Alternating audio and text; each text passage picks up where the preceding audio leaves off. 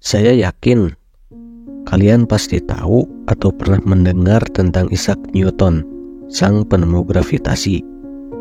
Dia sedang rebahan di bawah pohon, lalu tiba-tiba apel jatuh dan dia pun penasaran. Lalu rasa penasaran ini menciptakan hukum gravitasi yang kita pelajari semasa sekolah. Lalu, kenapa ini bisa terjadi? Ya, betul. Isaac Newton gabut. Saking gabutnya, dia meneliti apel yang jatuh.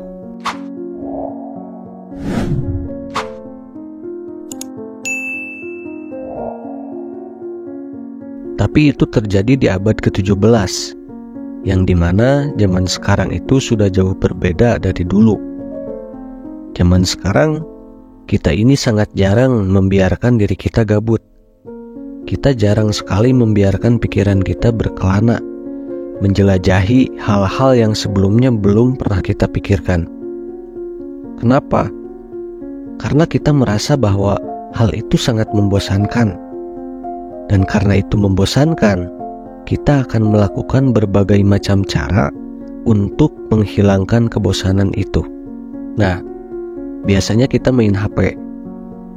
Ada sebuah penelitian yang meminta orang-orang masuk ke dalam sebuah ruangan selama 15 menit, yang dimana di ruangan itu tidak ada apa-apa kecuali satu tombol, yang jika ditekan tombol itu akan nyetrum mereka, dan di-strum itu sakit.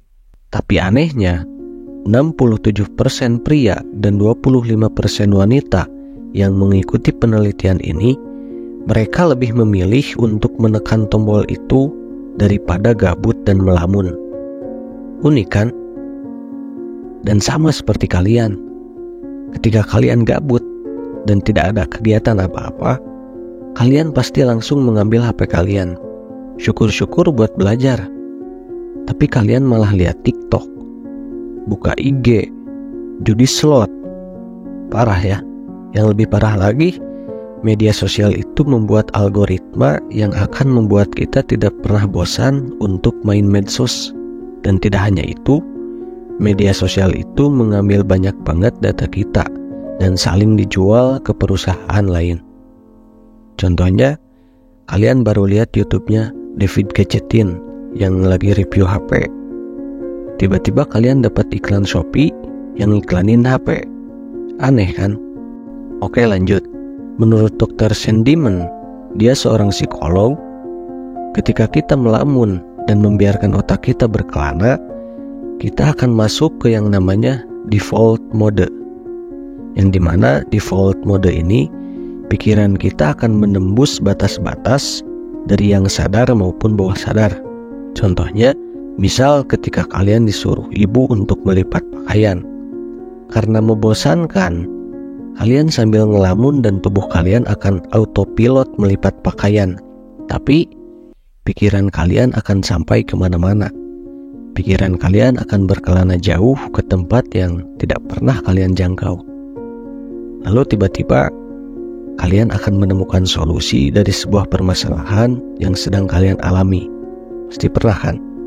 Kalau saya sendiri, saya sering menemukan masalah dalam perkuliahan saya, dan saya mikir di tempat belajar dari pagi hingga sore bahkan, itu nggak ketemu solusinya.